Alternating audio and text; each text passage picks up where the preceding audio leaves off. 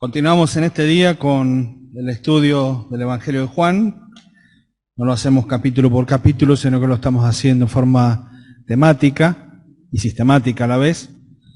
Y como pequeño repaso, recordar lo que Osvaldo nos compartió el último sábado. ¿Se acuerdan? Que vimos acerca, ¿cuál fue el tema? ¿Los qué? No, Adriana no puede contestar. Ningún pariente de Osvaldo puede contestar. ¿Los qué?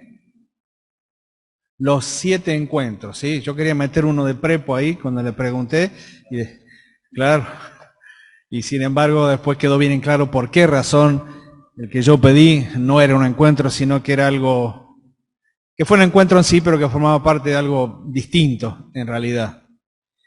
Lo que vamos a compartir en esta noche tiene que ver con los grandes milagros o las señales, tal como lo menciona el apóstol Juan. El apóstol Juan no habla acerca de milagros, sino que él utiliza la palabra señales. No es una palabra desconocida, no era una palabra desconocida por el pueblo de Israel. Se menciona tanto en el Antiguo Testamento, los profetas también hablan acerca de las señales, y entonces Juan, al utilizar esto, tranquilamente daba a comprender que lo que él estaba hablando no era algo que el pueblo de Israel no conociera. Esta era la tercera etapa de grandes señales o milagros de parte de Dios con el pueblo de Israel. La primera había sido con Moisés. La segunda, el tiempo de los profetas, ¿sí? Principalmente, ¿sí? Y esta era la tercera etapa, ¿sí? La tercera etapa, en donde el Señor Jesucristo, a través de estas señales o milagros, mostraba uno de los objetivos o propósitos por el cual Él se mostraba como quien era. Miren, rápidamente uno puede entender que uno de los objetivos del Evangelio es llevar al lector a la conclusión de que creyendo en el Señor Jesucristo uno finalmente obtiene aquello que necesita. ¿Qué es? ¿Qué necesitamos todos? ¿Qué necesitamos? ¿O qué fue lo que recibimos todos? Vida eterna, ¿sí? Vida eterna. Juan 20:31 dice, para que creáis, y para que creyendo recibamos precisamente esta vida eterna. Este es un objetivo bien claro. Cada uno de aquellos que hemos recibido el mensaje de salvación, el mensaje del Evangelio, que se nos ha presentado al Señor Jesucristo, que se nos ha contado y se nos ha puesto la palabra de Dios como un espejo en la cual mirarnos y mirarnos pecadores y mirarnos necesitados y mirarnos sin poder, ni capacidad, ni fuerza personal para obtener nada, nos encontramos con este gran regalo, este don, la persona y la obra de Cristo. Y creyendo en Él, recibir vida, y no solamente recibir vida en abundancia y recibir principalmente vida eterna. Como dijimos al principio, en la lección anterior, hubieron 7 encuentros, ¿sí? No creo que los recordemos de memoria, pero yo los tengo anotados, así que tengo ventaja, ¿sí? Así que nos acordamos que aquellos encuentros que nos compartió Osvaldo fueron con Juan el Bautista y sus discípulos, con Nicodemo, la mujer pecadora, María Magdalena,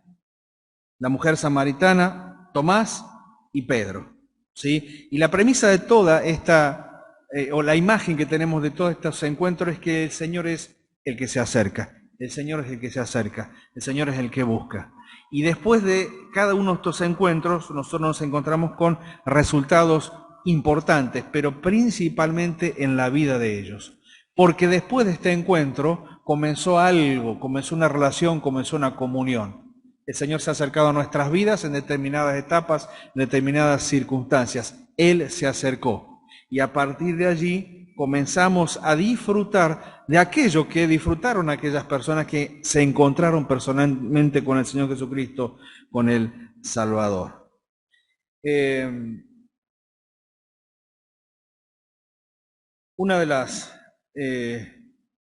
Otro de los objetivos de parte en el conocimiento del Señor Jesucristo, no solamente fue evangelístico, que es llevar a las personas a creer en Cristo, sino también que tiene un fin apologético. ¿Qué significa? Es convencer a los lectores, ¿sí?, acerca de la verdadera identidad del Señor Jesucristo. Convencer a los lectores. ¿Convencerlos en qué sentido?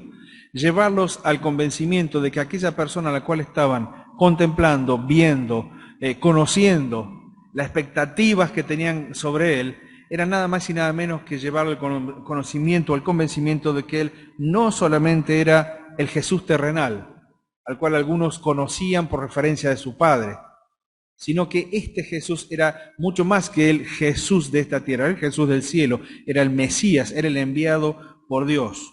Ellos tenían que aprender a comprender a través de su escrito de que cuando contemplaban a Jesús estaban viendo en Él precisamente dos naturalezas en una sola persona. La naturaleza divina en forma completa, la naturaleza humana en forma completa, y las dos naturalezas en una sola persona. Este era el Cristo profetizado y el Salvador del mundo. Dice Juan rápidamente, Juan 1:41, vamos allá rápidamente, Juan 1:41.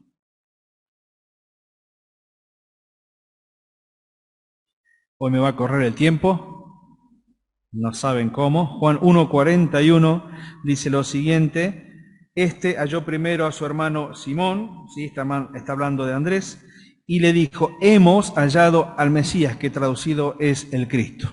Andrés llegó a este convencimiento. Él escuchó, él vio y él entendió que aquella persona que se había presentado delante de él no era cualquier persona, era el Salvador, era el Señor Jesucristo. En el siglo XIX hay una línea teológica conocida como la teología liberal. ¿Sí? Esta teología liberal surge en Alemania en el siglo XIX y tuvo por objetivo de centrarse y mirar exclusivamente al Jesucristo histórico. Ellos no negaban la existencia del Salvador, del Señor Jesucristo, no negaban la existencia de Él como hombre aquí en la tierra, pero el objetivo era despojarlo de todo lo divino o de toda aquella manifestación que lo presentase como alguien que había venido precisamente del cielo. Para tales personas el Jesús histórico no significaba necesariamente un Jesús sobrenatural. Ellos podían en la Biblia al Jesús histórico y no encontraban o pretendían no encontrar al Jesús sobrenatural. Pero todos los intentos de poder explicar la persona del Señor Jesucristo exclusivamente desde lo natural o desde lo histórico, simplemente la persona histórica que estuvo aquí en esta tierra, choca inevitablemente con algunos acontecimientos, y algunos de ellos muy grandes, principalmente su nacimiento. En segundo lugar, su muerte en el cumplimiento de las Escrituras. En tercer lugar, su resurrección. ¿Cómo podían ellos pretender ver a la persona del Señor Jesucristo simplemente como un ser histórico y despojarlo de todo aquello que estaba fuera de las posibilidades humanas de obtenerlo, a no ser que haya habido una intervención fuera de esta tierra, una voluntad fuera de esta tierra, un poder fuera de esta tierra? Y entonces en estos escollos chocaron constantemente aquella alta crítica, como se la conoce, la alta crítica del siglo XIX, teología liberal, que trataron solamente presentar a un Jesucristo histórico. Miren, lo que nosotros entendemos es que Dios entró a este mundo por medio de la encarnación en la persona del Salvador, del Señor Jesucristo. Es imposible que leamos las Escrituras y en este listado de 7 y un paréntesis de un octavo milagro que vamos a repasar rápidamente, ¿sí? y no darnos cuenta de lo que significaron las señales realizadas del Señor para aquellos que le pudieron ver y que le pudieron contemplar. ¿Qué es una señal o un milagro? Es un acontecimiento o experiencia que demuestra el poder de Dios. Es una definición muy cortita, existen muchas definiciones, pero me gustó simplemente esta, por lo escueto y por lo concreto. Es un acontecimiento o una experiencia que demuestra el poder de Dios. Ahora, no se concibe en este siglo XXI un hijo de Dios que no crea en las señales, que no crea en los milagros, que no crea en el poder de Dios. No es que uno tuerce la mano de Dios para que lo efectúe. Todo está bajo la soberana voluntad de Dios para realizarla cuando Él quiere y como Él quiere. Pero no está lejos de las características que el Señor Jesucristo manifestó y mostró cuando las realizó Él mismo aquí en esta tierra. Se hace una diferenciación acerca de los distintas señales o milagros que hizo el Señor Jesucristo. Se resumen en 4 grupos. señales de naturaleza, señales de sanidad, señales de posesión y señales de resurrección. Cada una de estas señales en sus diferentes grupos se desarrollan a lo largo de los 4 evangelios o las 4 miradas de los evangelistas, y cada uno de ellos van repitiendo o van tomando señales propias que no se repiten en los otros evangelios. Existe un solo milagro que se repite en los 4, ¿sí? Que lo vamos a ver en un ratito, que es precisamente la multiplicación, ¿sí? De los panes y de los peces. Ahora, vuelvo a este punto. No se concibe que haya un hijo o una hija de Dios en este tiempo que no crea en los milagros de Dios. ¿Sí? Que no crea. Si no cree, entonces le está faltando un factor interesante en su vida espiritual. Es no creer en el poder de Dios, en la buena voluntad de Dios, en hacer aquello que nosotros creemos y pensamos que son imposibles. Y creo que muchos de los que estamos aquí podríamos contar cuestiones muy pequeñas y a la vez cuestiones muy grandes que tienen que ver con la intervención de Dios en nuestra vida, porque de eso precisamente se trata. El ministerio del Señor Jesús creó un precedente, una sensación sin precedentes en Israel. Ellos durante 3 años y medio contemplaron al Salvador. Y lo más triste de todo esto es que antes de realizar el último milagro, que es el milagro que vamos a ver al final de todo, ellos hicieron una pregunta interesante. En Mateo capítulo 12, versículo 38 y 39, dice, le piden, maestro, queremos que nos des una señal. Maestro, queremos que nos des una señal. Una más. Y el Señor había realizado un montón de señales y milagros para que vean, para que crean y para confirmar que Él no solamente era el Jesús histórico, sino que también era Dios en la tierra, era el Hijo de Dios, era el Mesías esperado. Y ellos mirando y contemplando, le preguntan, Señor, hacenos una más, un milagro más, una señal necesitamos para creer.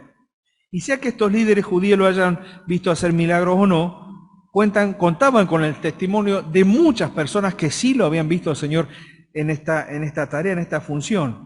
Y el Señor le dice lo siguiente, esta generación infiel y malvada,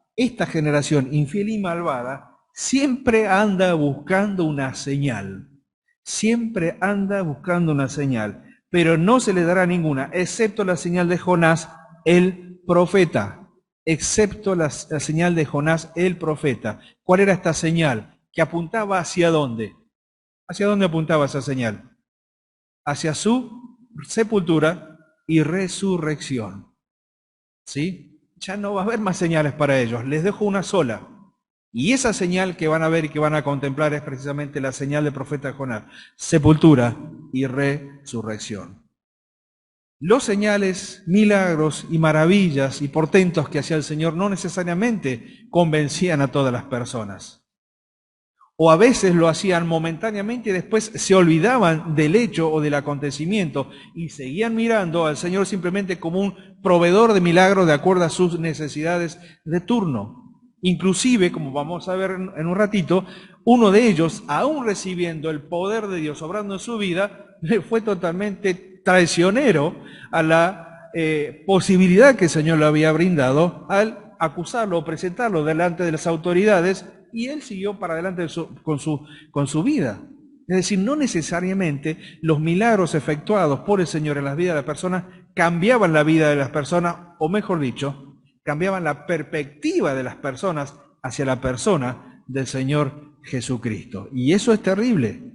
Ver sin ver, oír sin escuchar, mirar y no entender, darte cuenta de que hay algo que se está sucediendo en la vida, en la experiencia, y no darse cuenta o no querer darse cuenta o conformarse simplemente con el resultado del milagro sin mirar a aquel que tenía el poder para que se haga el resultado de ese milagro. Bueno, tristemente fue la experiencia, no solamente de la casta religiosa, sino del pueblo de Israel, que terminaron siguiendo al Señor solamente por el milagro, pero no por el hacedor del milagro.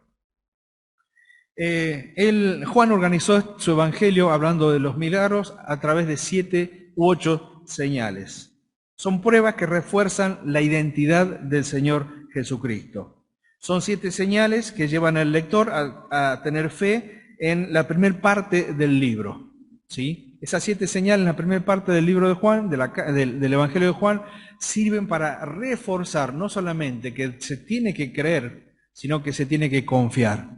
Que aquel que dice que es, también es aquel que hace y que tiene el poder para hacer, aún sobre las limitaciones humanas tan comunes, ¿sí? Y tan cotidianas y tan reales con todo ser humano. El alimento, la muerte, la necesidad, todos esos aspectos del Señor los fue mostrando y los fue demostrando con poder que Él era el dueño y el dueño poderoso de todas esas situaciones. Por tanto, las señales tenían como finalidad de que el Señor Jesús fuera reconocido como el Mesías, el Cristo.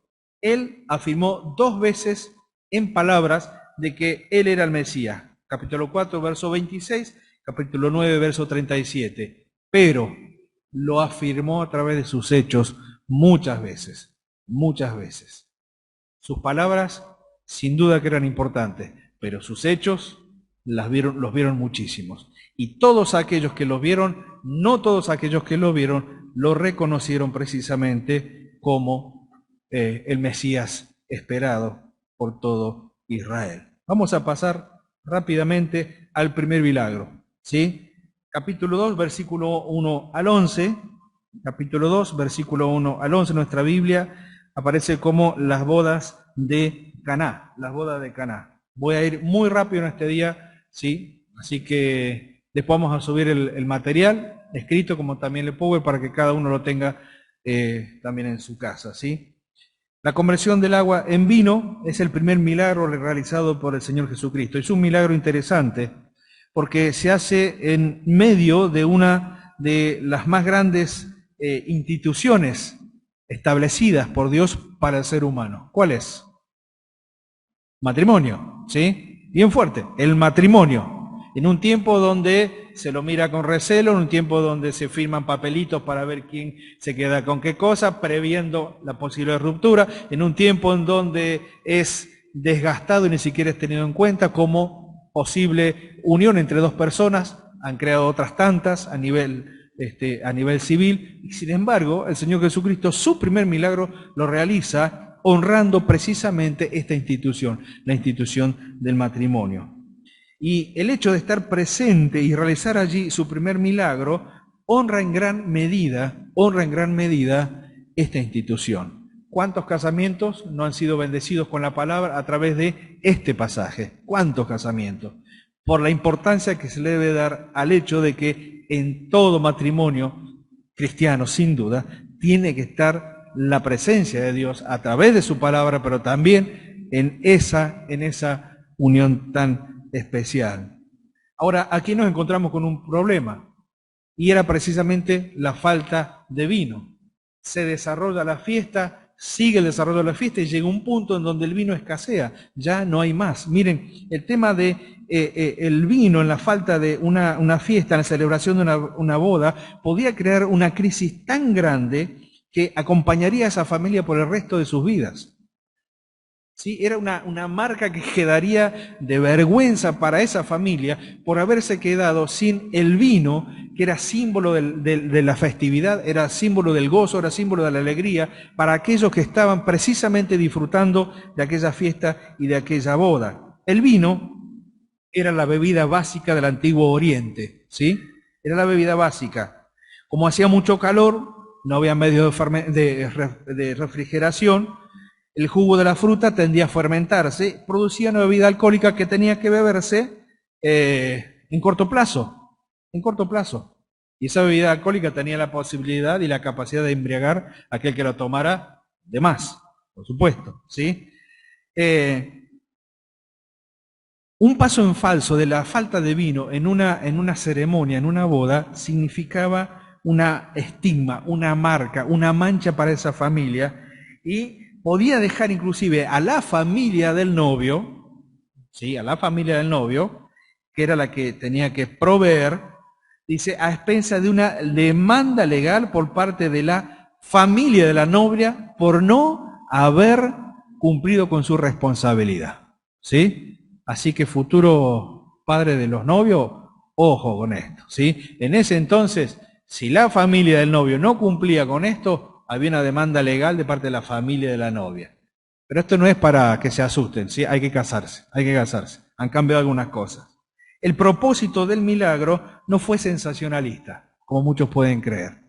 ¿Por qué justo ahí? ¿Por qué justo para que todo el mundo lo vea? No, acá había un propósito muy importante. No fue para sorprender a la audiencia, pero estaba destinado a satisfacer una necesidad específica de esa familia, pero también de los discípulos, porque hasta ahora no habían visto a los discípulos hacer lo que el Señor iba a hacer. Fíjense, esta señal destaca principalmente el poder creador del Señor, porque estamos hablando de pasar de agua a vino sin ninguna intervención de la naturaleza en un proceso normal y lógico. ¿Cómo sería el proceso de la naturaleza? El agua de la lluvia que desciende, la vid que lo toma desde sus raíces, lo toma hacia su planta, se transforma en savia, se produce todo el proceso, va hacia el fruto es cortado, el proceso mecánico de la ruptura, de pisar, de sacar el jugo, de la fermentación. El Señor Jesucristo no necesitó absolutamente nada de esto. Por lo tanto, sin duda que fue un milagro de naturaleza, porque pasó de un estado al otro sin pasar por ningún proceso y en un solo paso se transforma el agua en vino. Y no cualquier vino, sino como dice, el mejor, el mejor. Como decía un predicador, cómo me hubiese gustado probar del mejor. Bueno, algún día lo vamos a probar, ¿sí? Algún día lo vamos a probar. Y sin embargo que esto nos muestra que cuando el Señor hace lo mejor. No hace milagros mediocres, no hace milagros a medias, no hace algo para parchar, hace lo mejor. Lo interesante es que invitaron al Señor a la boda. Posiblemente María era conocida, ya estaba de antemano allí. Se dice en el texto que ella ya estaba allí en ese lugar. Posiblemente José, esposo de María, ya había muerto, por lo que era lógico que María buscara a su hijo mayor en estas circunstancias, sabiendo quién era Jesús. ¿Cuál es la preocupación acerca del poder creador del Señor? Porque el Señor vio la falta del vino, se debió a que las bodas podían durar una semana o más. Una semana o más. Durante la cual muchas veces iban añadiendo los invitados, no como hoy que cada vez vamos sacando y cada vez nos queda más chiquito el número. No, allá se añadía, y durante la semana pasaba mucha gente por esas bodas. Y el Señor vio el grave problema que esta familia o que este futuro matrimonio tendría. De todos los presentes, María era la que mejor sabía quién era Jesús. Era la que mejor sabía. Aquella que lo había tenido en su vientre, aquella que había sido objeto del milagro de la encarnación, era también quien lo había visto crecer, era quien lo había visto formarse y era quien lo había visto ir formando su carácter, su pensamiento. Ella sabía quién era el Señor Jesucristo. Por lo tanto, es evidente que María comprendió que el Señor Jesucristo iba a intervenir. Y por esto ordena a los que le servían la obediencia a su Hijo. Haced todo lo que Él pidiere. Hagan todo. Hagan todo. Ella fue la interlocutora perfecta ante la manifestación de lo que el Señor iba a hacer. María sabía que Él tenía el poder y la capacidad para hacerlo.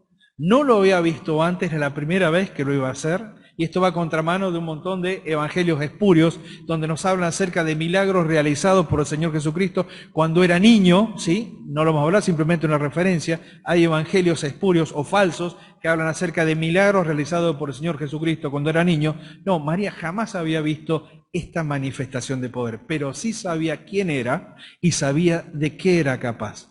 Por lo tanto, ante la dificultad y el problema, dice, haced todo lo que Él les diga, hagan todo. Y el milagro se hace evidente. Había 6 tinajas con una capacidad entre 65 y 90 litros cada una, casi entre 400 y 550 litros en total, vacías, no casi llenas de vino, a las cuales se le agregó agua, sino que estaban vacías. Se les agregó agua y Las tinajas fueron llenadas de agua por los que servían, no por Jesús y por los discípulos. Son detalles para ir teniendo en cuenta. Por las dudas que alguien quiera decir, no, pero esto estaba todo preparado, los discípulos armaron el milagro, el texto es bien claro en este sentido. Y por lo tanto había testigos independientes del grupo del Señor Jesucristo e independientes del milagro. Y lo que siguió fue, como decía recién, un milagro de naturaleza, un milagro de transformación. La conversión del agua en vino. El agua se convierte en vino, es un buen vino y es la manifestación de la gloria del Señor. Los discípulos vieron esta señal. Los discípulos vieron esta señal. Dice el versículo 11, este principio de señales hizo Jesús en Caná de Galilea y manifestó su gloria y sus discípulos creyeron en él. ¿Qué significa? ¿Empezaron a creer ahí en él? No, confirmaron la fe que tenían en él. Confirmaron lo que habían escuchado acerca de él, confirmaron lo que la Escritura decía acerca de él, confirmaron las palabras de aquel que los había invitado a dejar todo y a seguirle a él.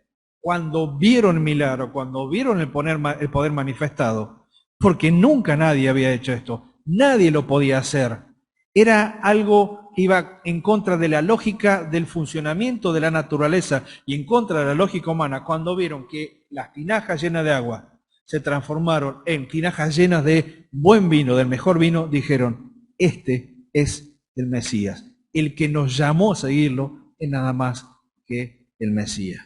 En este primer milagro el Señor bendice el estado matrimonial, suple la necesidad para alegría de los hombres, y los discípulos comprendieron que era una manifestación de la gloria del Señor. Segundo milagro.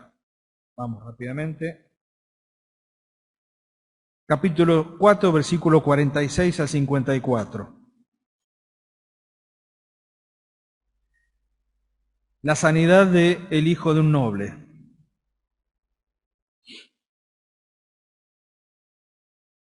El Señor llega a Galilea y este noble, un oficial del rey, posiblemente de Herodes, Antipas, se acerca al Señor, seguramente que ya se había corrido la noticia del milagro realizado, y entonces este hombre, este siervo del rey, este oficial del rey, entiende que tiene una situación que él no puede cambiar, que él no puede subsanar, que él no puede modificar, y entiende que va a encontrarse con alguien que sí lo puede hacer. Verso 47 dice, cuando oyó, Juan 4:47, cuando oyó que Jesús había llegado de Judea a Galilea, vino a él y le rogó que descendiese y sanase a su hijo que estaba a punto de morir. Y entonces Jesús le dijo, si no viereis señales y prodigios no creeréis. Y el oficial del rey le dijo, Señor, desciende antes que mi hijo muera. Y Jesús le dijo, ve, tu hijo vive. El hombre creyó la palabra que Jesús le dijo y se fue. Es una escalada, por así decirlo, en la experiencia de la fe. Es un hombre que escuchó acerca de y comienza a pensar acerca de la posibilidad de que aquel que había escuchado pueda hacer algo que él ya no puede hacer o que los médicos no pueden hacer. Es un hombre que está comprendiendo, que está despertando en lo más profundo de su corazón una pequeña semilla de fe, pero que necesita ser confirmada por aquel que lo puede hacer. Una necesidad desesperada. Le dice, Señor, sana a mi hijo que está a punto de morir. Se había escuchado de aquel que se ocupa de las necesidades y se acercó a Jesús con su necesidad. Pide a Jesús que se encargue de su necesidad. Cuando estuvo frente a él, le rogó repetidas veces. Y en este punto podemos hablar de una fe que está comenzando. Pero muchas veces nos encontramos con personas en circunstancias similares. A veces vamos a visitar a personas en circunstancias similares. Personas con situaciones difíciles, pero que entienden que lo único que puede cambiar es Jesús. Una fe que comienza, quizás por lo que escucharon alguna vez, por el testimonio de otros, una fe que comienza, pero también una fe persistente, porque el Señor quería enseñarle que tenía que creer principalmente en su palabra, en el poder de lo que Él decía, en la capacidad de ordenar y hacer, aunque no estuviera presente en el hecho del milagro. La fe debe preceder a las señales. Con esto alcanzaba. Pero Él tiene una insistencia desesperada, porque a toda costa quería que el Señor Jesucristo fuera, que estuviera allí. Alguien dice, quizás no escuchó bien lo que dijo el Señor. Puede ser. En la desesperación a veces no se escucha todo lo que tenemos que escuchar.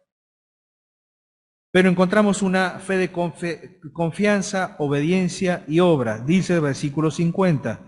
Jesús le dijo, ve, tu hijo vive. El hombre instantáneamente creyó la palabra que Jesús le dijo y fue. Aquella fe incipiente era una fe real, porque era una fe que había creído lo que el Señor decía y fue directamente y obedeció al mandato del Señor.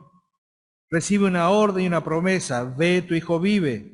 Y él creyó la promesa y obedeció la orden de Jesús. Y no existe una fe real separada de la obediencia, siempre van de la mano. La fe acompaña a la obediencia, la fe es la que se demuestra a través de la obediencia. Y no está muy lejos de nuestra experiencia, es más, es también nuestra propia experiencia. Aquellos que decimos que creemos, manifestamos en obediencia a la palabra esta fe que tenemos en el Hijo de Dios. Una fe que fue confirmada, porque dice en el versículo 51, cuando ya él descendía, sus siervos salieron a recibirle, dieron nuevas diciendo, tu hijo vive, tu hijo vive. Él recibió las mejores noticias, pidió confirmación del hecho sobrenatural por la hora y creyó que Jesús había sanado a su hijo. Y por lo tanto, esta fe que comienza, esta fe que es persistente, esta fe que de confianza y esta fe que es confirmada, se transforma finalmente en una fe de testimonio. Porque dice, el padre entonces entendió que aquella era la hora de que Jesús le había dicho, tu hijo vive, y creyó él con toda su casa. Y esta segunda señal hizo Jesús cuando fue de Judea a Galilea. Esta señal sirvió nada más y nada menos para darnos a entender y para mostrarnos lo que significa una fe que es pequeña, pero que va creciendo en el conocimiento del Salvador. Y muchas veces somos nosotros los interlocutores para que aquella fe pequeña que va apareciendo en el corazón de las personas vaya creciendo en la medida que nosotros les mostramos a través de la palabra, de la Escritura, todo lo que Salvador significa. No haremos milagros, no somos llamados a hacerlos, no tenemos el poder ni la capacidad de hacer los milagros, pero sí podemos mostrarles a aquel que hace los milagros a través de la palabra. Una fe pequeña puede transformarse en una fe confirmada. Tercer milagro, capítulo 5, versículo 1 al 18, y es precisamente el milagro del paralítico en el estanque de Betesda. Hay dos versículos, versículos 3 y 4 de este capítulo, que posiblemente no pertenezcan al texto. Algunos dicen, y es posible que sea así, que haya estado puesto al margen como una anotación de parte de los escribas para hacer alguna referencia de lo que se creía en ese entonces que sucedía en el estanque de Betesda. El hecho de que esté en el texto no significa que sucedía de esa manera, sino que da a entender qué era lo que creían en ese entonces lo que sucedía. ¿Cuál era la escena? El estanque de Betesda, muchas personas necesitadas, paralíticos, enfermos, aquellos que estaban pasando por diversas situaciones con relación a su cuerpo, su físico, su salud, se acercaban al estanque y de acuerdo a la creencia, de tanto en tanto un ángel venía y agitaba las aguas, versículo 4. Y el que primero descendía al estanque quedaba sano de cualquier enfermedad que tuviese. Esto no necesariamente era verdad, pero era la explicación que se le da al hecho de que el Señor Jesucristo haya ido allí precisamente a ese lugar. Un autor dijo en un escrito que mientras otros buscaban adorar a Dios en el templo, no se daban cuenta de que Dios estaba caminando en medio de las necesidades. No veían que Dios estaba caminando en medio de las necesidades reales de las personas. El Señor que podía cambiar esas situaciones estaba precisamente allí. Y a partir del versículo 5 se habla acerca del relato de un hombre que hacía 38 años que estaba enfermo. Ahora, este relato es interesante porque relata acerca de la acción soberana de Dios para acercarse a quien Él quiso para efectuar un milagro en esa persona. ¿Sí? Y es un poco incomprensible muchas veces para nuestra teología entender de que el Señor Jesucristo haya querido acercarse solamente a un hombre que no lo llamó, que no lo reconoció, que no le pidió, que no le rogó absolutamente nada. Y sin embargo el Señor fue hacia él, había quizás 50, 70, 80 o 100 enfermos alrededor, y el Señor fue hacia él, hacia esa persona. Y a esa persona se acerca y le dice en el versículo 6 esta pregunta: ¿quieres ser sano? ¿Quieres ser sano? Cuando Jesús lo vio acostado y supo, en un conocimiento propio como Dios, que llevaba mucho tiempo, así le dijo: ¿quieres ser sano? Una pregunta que puede ser ilógica. Y lo que el Señor hizo fue ir directamente hacia el problema. ¿Quieres ser sano? Y este hombre, por supuesto, no solamente le responde como enfermo, sino que en la respuesta le dice cuál era su imposibilidad. Señor, cada vez que viene el ángel, el agua se mueve. ¿Cómo voy a ir? No tengo quien me meta. Si aquellos que están a mi alrededor compiten conmigo para tocar el agua. Por supuesto que nadie me va a meter. Y entonces el Señor le dice, versículo 4, levántate, toma tu lecho y anda. Una palabra de sanidad. El Señor con una sencilla palabra lleva adelante este milagro. Levántate, toma tu lecho y anda. El hombre tenía que demostrar su fe en Cristo para ser sanado. Y el hombre tenía que obedecer y levantarse, y al hacerlo quedó inmediatamente sano. El hombre no solo tenía que levantarse, sino también tenía que arreglar sus cosas y andar. Y alguien dijo que no se puede estar estático después de recibir la palabra del Señor. Ahora, en este punto la obediencia de este hombre es inmediata. Pero a partir de allí, versículo 10, nos encontramos con un problema, porque este era un día de reposo. Y en ese día no se podía efectuar ningún tipo de trabajo, absolutamente nada. Estaba legislada, la ley decía que era lo que no se podía hacer. Pero seguramente los fariseos habían agregado algunas otras acciones más que ampliaban, ¿sí?, lo que no se podía hacer en un día de reposo, es decir, en un día sábado.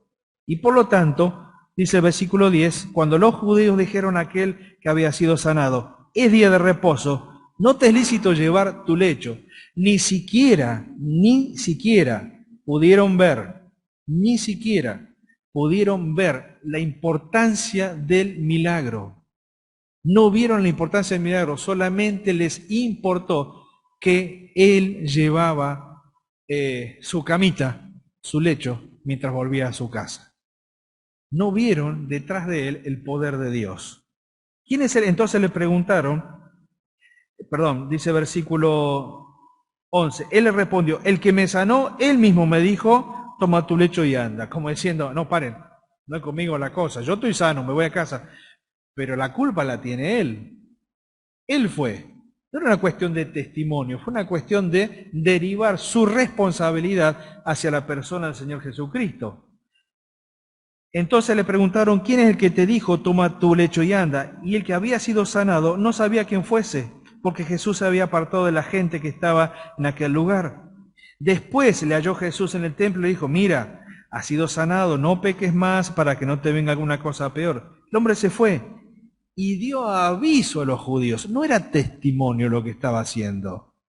No era una cuestión de testimonio de aquel hombre, era una cuestión de quedar bien con aquellas autoridades que lo estaban acusando.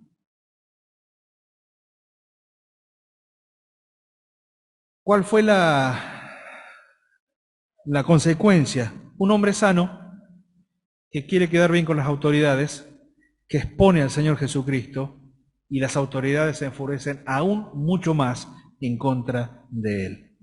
No siempre los receptores de los milagros de Dios actúan a favor de Dios. No siempre. No siempre las personas que han recibido la bondad y la bendición de ser sanadas en alguna circunstancia puntual han cambiado su actitud hacia Dios. Conozco a alguno que alguna vez dijo, si el Señor me salva de esto, si el Señor me libra de esto, si soy sano de esta enfermedad, si salgo de esta situación, lo voy a seguir. Sano, salvado, y se olvidaron de Dios. Para ellos el milagro fue nada más que la circunstancia. Y después Dios no existió nunca más en sus vidas. Por esta razón los judíos quedaron enojados con el Señor y procuraban matarle no solo porque según ellos quebrantaba el día de reposo, sino porque Él se hacía igual a Dios. Lo comprendían en forma clara. Cuarto milagro, la alimentación de la multitud. Este es un milagro interesante, capítulo 6, versículo 6 al 15, la alimentación de los 5.000, porque aunque todos los milagros del Señor son asombrosos, todos, absolutamente todos, pero este lo es aún más por la cantidad de testigos que tuvo. La cantidad de testigos que tuvo. La alimentación de los 5.000, y ahí podemos multiplicar, como muchos hacen la cuenta, hasta por lo menos 4, ¿sí?, de los presentes, demostró un poder creador mucho más grande que lo que había realizado precisamente en las bodas de Caná. ¿Por qué más grande? Porque no era simplemente un matrimonio y los participantes, fueron muchísimas las personas afectadas directamente por el resultado de este milagro. El Señor Jesucristo no encontraron el retiro tranquilo que buscaban. Y de acuerdo a Marcos capítulo 6, ellos cruzaban el mar de Galilea en una barca, pero ellos veían que la multitud los seguían, iban viendo la barca y los seguían por la costa. El Señor y los discípulos iban y la multitud seguía. Y esto promovió dos cosas en el corazón del Señor Jesucristo, dos preocupaciones. La primera, la necesidad de la gente. Sanó a los que de ellos estaban enfermos y les hablaba del reino de Dios. Gran multitud lo seguía. Y lo seguía ¿por qué? Porque a esta altura, cada uno de los milagros realizados, le habían puesto al Señor Jesucristo en un estatus de hacedor de milagros, de proveedor de necesidades, o en las necesidades, de sanador en las enfermedades. Ellos estaban contemplando al Señor Jesucristo como un expendedor constante de milagros o de soluciones para sus problemas puntuales. Y el Señor mismo, aún contemplando la necesidad de la gente, no se sacó de encima su responsabilidad ante ellos. ¿Qué nos dice el texto? Que gran multitud lo seguía a él por sus señales. Jesús se sentó en un monte con sus discípulos. Y esas dos preocupaciones que el Señor tenía, la segunda era confirmar mucho más la fe de los discípulos, lo realiza a través de este milagro. ¿Qué es lo que ellos vieron ante este problema? El Señor Jesucristo le dijo a los suyos, versículo 5, cuando alzó Jesús los ojos y vio que había venido gran multitud, dijo a Felipe, ¿de dónde compraremos pan para que coman estos? Ahí está el problema, muchachos. ¿Qué van a hacer? ¿Qué es lo que van a hacer? El Señor Jesucristo fue realista con la situación.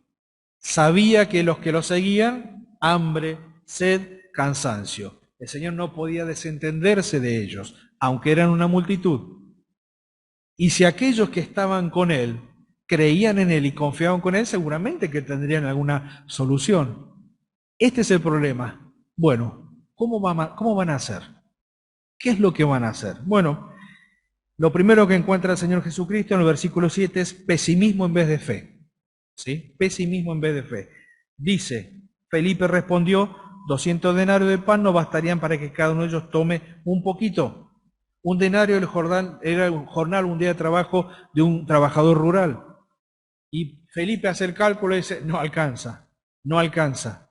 Por supuesto que podía inclusive mirar sus propias alforjas y siempre era poco lo que tenía, es decir, lo que tenemos no alcanza aunque tengamos 200 denarios.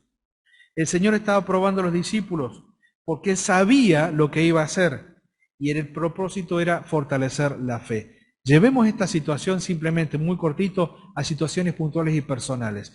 ¿Cuántas veces nos quedamos cortos, aún en nuestra propia economía y no sabemos qué hacer? Y el Señor nos puede preguntar, bueno, este es el problema, ¿qué vas a hacer? Y muchas veces no es una cuestión de simplemente acción. En primer lugar, es una cuestión de fe. Y entonces el Señor le dice a los discípulos que hagan lo que tengan que hacer. Ellos dicen, no lo podemos hacer. Felipe calcula, no alcanza lo que tenemos. Versículo 8 dice, uno de sus discípulos, Andrés, hermano de Simón, le dijo, aquí está un muchacho que tiene 5 panes de cebada, 2 pececillos. Mas, ¿qué es esto para tanto? Activismo en vez de fe. Bueno, voy a hacer algo. Me encontré un pibe, mirá lo que trae. Poquito, para decirle simplemente al Señor, lo que tiene no nos alcanza. Le siguen diciendo, Señor, Señor, es imposible, no tenemos la plata, no tenemos el alimento, lo que hay siempre es poco. Andrés ve la necesidad, busca una solución y se da cuenta que lo que tiene es ridículo, es muy poquito ante la gran cantidad que se necesita. Versículo 10 dice lo siguiente. Entonces Jesús dijo, y le da las instrucciones de lo que tiene que hacer con la gente. Le da las instrucciones. Y ahí nos encontramos con ellos actuando de acuerdo a la orden y a la actividad propuesta por el Señor. Y esa es la lección clara para ellos. ¿Qué van a hacer ustedes? Señor, no podemos hacer nada. Lo que tengo es poco, lo que tengo es poco, lo que conseguimos poco. Bueno, hagan lo que yo les digo. Y entonces esa fe se transforma en una fe optimista e inmutable. No cambiaría nunca más. Hizo acomodar la gente, tomó aquello que no parecía nada, dio gracias por los alimentos, integra a los discípulos en la obra de fe, y entonces los discípulos, obrando de acuerdo a la orden del Señor, ven precisamente este gran milagro. La gente fue alimentada, la gente fue saciada, sobró el pan, el Señor no permitió que se pierda absolutamente nada, y entonces la gente lo reconoce como el Mesías. Claro, ¿cómo no lo iban a reconocer si les estaba satisfaciendo todas las necesidades? Y entonces es allí cuando el Señor toma una decisión. Ellos querían hacerlo rey. Claro, si lo tenían como proveedor, no les iba a faltar comida, tenían posibilidad de sanidad, podían ir a Jerusalén, derrotar a los romanos, establecer un sistema de beneficencia social para todo el mundo. Esta es la persona que necesitamos. Y el Señor dice, no, los milagros no son para esto. Entonces, ¿qué es lo que hacen? Bueno, dice el versículo 15, pero entendiendo Jesús que iban a venir para apoderarse de él y hacerlo rey, volvió a retirarse al monte él solo. Se fue. ¿Y qué le dice a los discípulos? Súbanse al barco y vayan al mar. Capítulo 6, versículos 16-21. Los grandes milagros del Señor también se demuestran en esto, porque de acuerdo al propósito de Juan, este milagro, caminar sobre el mar, demuestra la deidad de Cristo manifestada en su poder de controlar las leyes de la naturaleza. ¿Cuántas personas, aparte del Señor, han caminado sobre el agua? Una sola. ¿Quién? ¿Pero por orden de quién? ¿Cuánto tiempo? Un ratito. Nunca nadie más. Hasta que dejó de mirarlo. Nunca nadie más. ¿Vieron que vivieron una época, el mago Copperfield, todo eso, que hacían esos trucos que caminaban sobre el agua? Ahora, después explicaron cómo era, lo hacen con espejos, pero bueno, no les voy a romper la ilusión, ¿sí? Pero nadie jamás pudo ni podrá hacerlo, porque va en contra de las leyes físicas puestas por el mismo Creador. Yo que estoy pesando 100 kilitos, ¿sí? Pongo un solo dedo en el agua y ya me estoy hundiendo. Así que lo que el Señor les demostró con este milagro, mientras los discípulos iban en la barca y el Señor estaba orando allí en el monte, era demostrarles su poder controlando las leyes de la naturaleza. Ahora, esta prueba este milagro es un milagro y una prueba a la vez, porque está probando la fe de ellos en medio de la circunstancia difícil de una tormenta. Dice el versículo 6:18, dice, se levantaba el mar con un gran viento que soplaba. Y como habían remado ya muchísimo, vieron a Jesús que andaba sobre el mar y se acercaba a la barca y tuvieron miedo. Es decir, en medio de la circunstancia difícil, el milagro también sirvió para la prueba. Oscuridad, soledad, viento, lejos de la costa, mucho esfuerzo, cansancio. Pensaban que era un fantasma y sin embargo el Señor se acerca a ellos. El milagro sirvió a la prueba y la prueba sirvió al milagro, porque es el Señor Jesucristo quien se acerca y les dice, yo soy, no temáis. Entonces ellos, con gusto, lo que nos da a pensar y entender cómo estaban mientras el Señor no estaba con ellos, con gusto le recibieron la barca, la cual llegó enseguida a la tierra y hasta a donde ellos iban. Pronto lo reciben con gusto y pronto llegan a su destino. El Señor controla la fuerza de la naturaleza para el bien de los suyos, quita el temor y les trae paz en medio de la tormenta. Vamos rápidamente. Sexto milagro, capítulo 9, versículo 1 al 13.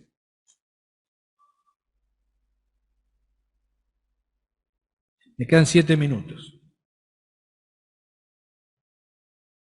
Gracias. Me quedan 7 minutos. Vamos a ver cómo seguimos. Dar vista al ciego de nacimiento, un milagro utilizado muchísimas veces para la predicación del Evangelio. Un milagro, creo yo, el más extenso en su desarrollo, consecuencias y también explicación. Pero nos damos cuenta que sanar a un ciego de nacimiento era considerado por los judíos como una demostración de señal o de poder del Mesías. Estaba profetizado. Isaías habla acerca de esto. Ahora, la afirmación anterior de que Jesús era la luz del mundo encontraría su aplicación práctica y espiritual. La oscuridad en la cual este mundo se encuentra ejemplificada en la oscuridad de nacimiento de este muchacho ciego. Y el Señor utilizaría su experiencia con este muchacho para manifestarse a sí mismo como la luz del mundo. El Señor ve el problema. Al pasar Jesús vio a un hombre ciego de nacimiento, dice capítulo 9, versículo 1. Pasa el Señor del problema y con el problema el Señor, sin duda, como Dios, contempla el abanico de posibilidades que se abría ante la posibilidad de hacer este milagro. ¿Vieron cómo el Señor ve como no vemos nosotros? Esto es fabuloso. El Señor vio un hombre ciego y vio posibilidades de sanidad, de redención, de milagro, pero también de enseñanza. El Señor ve como no ve nadie. El problema es visto por el Señor. El propósito de que el hombre naciera ciego, una idea común en el judaísmo era que todos aquellos que nacían con alguna imposibilidad física era por causa de pecados de sus padres, ¿sí? El pecado era causa de toda o de muchas de las enfermedades. Y el Señor les dice que no es así, que la ceguera de este joven, de este hombre, es para que las obras de Dios se muestren y se manifiesten en él. Jesús era la luz del mundo y como tal brillaría en la oscuridad, tanto física como espiritual. Versículos 6 y 7 nos habla del poder que lo sanó, qué es lo que utilizó. Dicho esto, escupió en tierra, hizo lodo con la saliva, untó con el lodo los ojos del ciego y le dijo, ve a lavarte en el estanque de Siloé. Fue entonces se lavó y regresó viendo. El Señor utilizó el mismo material del cual fue hecho el hombre para sanarlo, demostración de su poder creador. Quizás también con el motivo para que el hombre demostrara obediencia cuando el Señor le dice, ve a lavarte. Porque en el hecho de la obediencia era que aquel muchacho estaba creyendo en que el Señor había realizado el milagro que él necesitaba. No nos olvidemos, señales van de mano de la obediencia. El que había hecho la luz hizo posible que el hombre viera luz. Y un hombre ve la luz por la obediencia al Señor Jesús. Y sin duda que la humanidad entera ve la luz por la obediencia a Jesús, o por la obediencia de Jesús al Padre Celestial. El mundo en que vivimos es oscuro, está en oscuridad. Cada uno de nosotros somos luminares en este mundo. Y por lo tanto la figura que el Señor Jesucristo presenta es que aquel que nació en oscuridad solamente podía ser liberado por el poder de Dios. Para aquellos que nacimos en oscuridad espiritual, necesitábamos sin duda el mismo poder. Ciegos a Dios, solamente recibimos la vista por el poder del Señor Jesucristo en nuestra vida. Los que vieron la sanidad quedaron perplejas. No podían creer que fuera el mismo que siempre estaba pidiendo, mendigando. Le pregunta al sanado, que responde afirmamente. No contesto, lo presentan los fariseos. Y es una confrontación de la incredulidad con la fe. Dice el versículo 13 a 34, no lo vamos a leer totalmente, que llevaron a los fariseos al que había sido ciego, y ellos comienzan a interrogarle, y comienzan a preguntarle quién fue, por qué, de qué forma, de qué manera. Y esta sección nos muestra algunas características clásicas de aquel que voluntariamente decide no creer. El incrédulo establece parámetros falsos. Siempre quiere más evidencia, quiere saber más y más, y nunca le alcanza, nunca le basta. Realiza una investigación incompleta basada en su propia mirada de la situación. No es objetivo. Rechaza los hechos que van en contra de lo que está pensando. Es egocéntrico porque piensa que solamente él tiene la razón y no puede recibir o entender que otro tenga razón en aquellos hechos. Busca anular a los que piensan diferente. El que fue sanado fue el primer excluido de la sinagoga por creer en el Señor Jesucristo.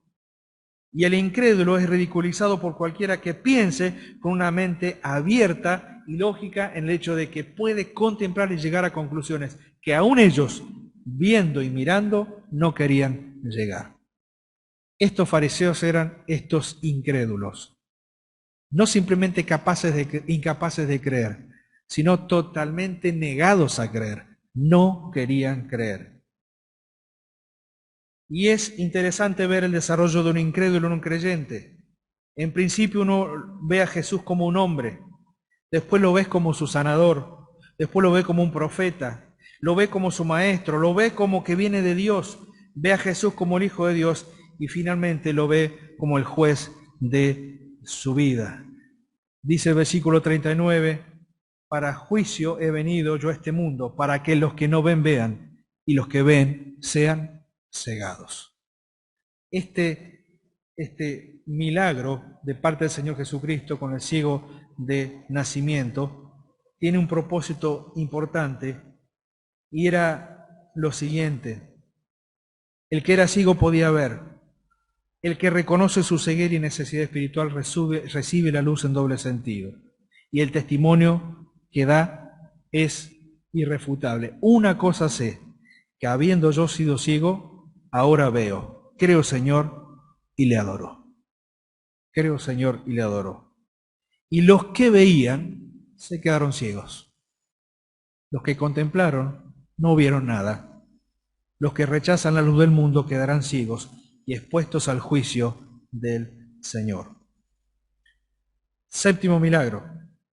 Capítulo 11, versículo 1 al 45. No lo vamos a desarrollar completamente. Osvaldo ya habló acerca de este tema cuando se habló acerca de los yo soy, la resurrección y la vida, pero es una señal que tiene que remarcar algo de la persona del Señor. Él es el autor, dador y restaurador de la vida. Capítulo 11, versículo 1 al 45 nos habla acerca de la muerte y la resurrección de Lázaro y lo que el Señor Jesucristo realiza en toda esta escena. Tenemos la preparación del milagro, la llegada de Jesús, el milagro en sí cuando llama a Lázaro desde la tumba y los resultados del milagro. Esta señal se resalta el poder de la muerte en su forma más extrema. Ya habían pasado los días que, de acuerdo a la tradición, el espíritu ya había partido de esta persona y no había posibilidad. Y sin embargo el Señor vuelve en los días de imposibilidad, de acuerdo a su creencia, y desde ese lugar saca a Lázaro de la tumba y lo vuelve a la vida. El cuerpo de Lázaro ya se estaba descomponiendo. La creencia decía que ya no había posibilidad. Pero Jesús demostró de esta manera que Él era la resurrección y la vida. Y por último, me pasé en 2 minutos, pero por último tenemos lo siguiente.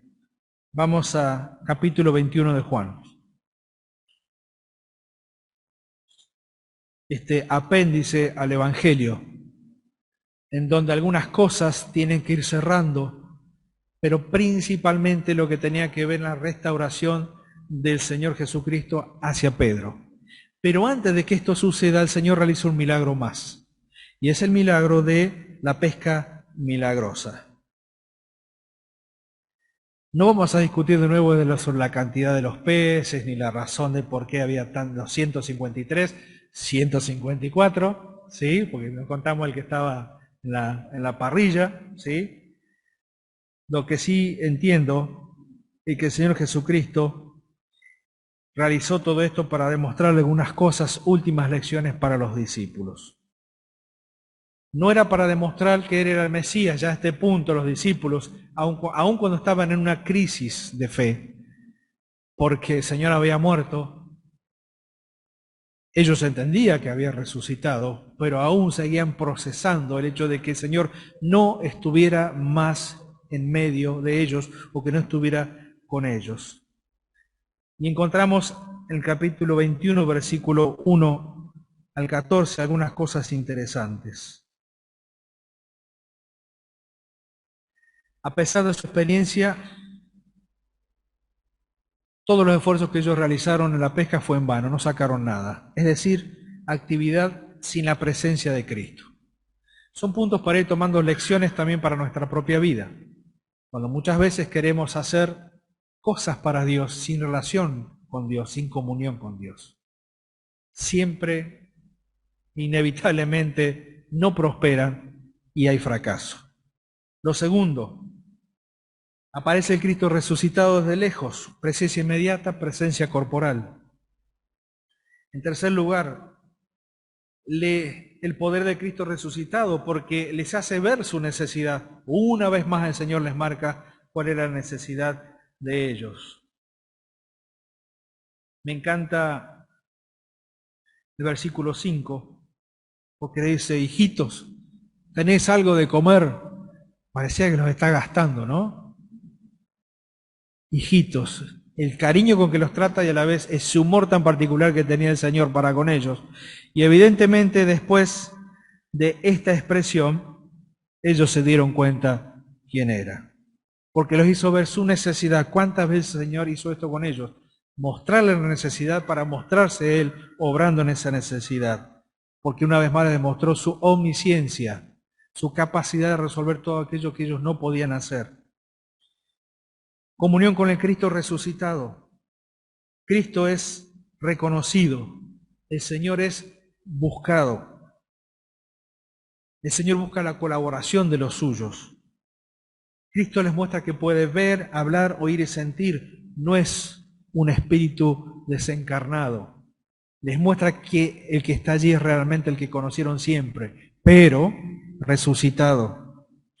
Y el Señor los invita, como alguien dijo, al mejor desayuno que jamás pueden haber compartido ellos. Sentarse ese día, esa mañana, a comer con Él. Cristo los invitó a comer. Y a través de esta pequeña lección, inmensa lección con este milagro, el Señor refuerza aquel compromiso de hace años atrás. Ustedes van a ser pescadores de almas, pescadores de hombres. La función o la tarea, la encomendación no ha terminado. Sigan adelante, porque el trabajo que queda por delante es muy grande. Cuando uno va repasando cada uno de los milagros, cuando uno va viendo cada uno de aquellos milagros que hemos contado en esta noche, de forma extensa, hace unos poquitos minutos, sirve nada más y nada menos para ver algunas cosas. 8 cosas para tener en cuenta. Y cada uno de ellos relacionado con los diferentes milagros. Jesús vino a mostrar su poder creador, vino a mostrar su amor universal, vino a dar solución al problema más grande, el pecado, vino a dar solución a los problemas cotidianos, vino a dar paz, vino a dar una visión espiritual, vino a dar vida y vino para darnos esperanza de resurrección. Los milagros que el Señor Jesucristo presentaba frente a los discípulos y la gente eran credenciales de quién era y qué era lo que había venido a hacer. Vuelvo a lo del principio. Qué triste fue que aquellos que lo vieron hacer todo esto le pedían, danos una señal más, una más, una más.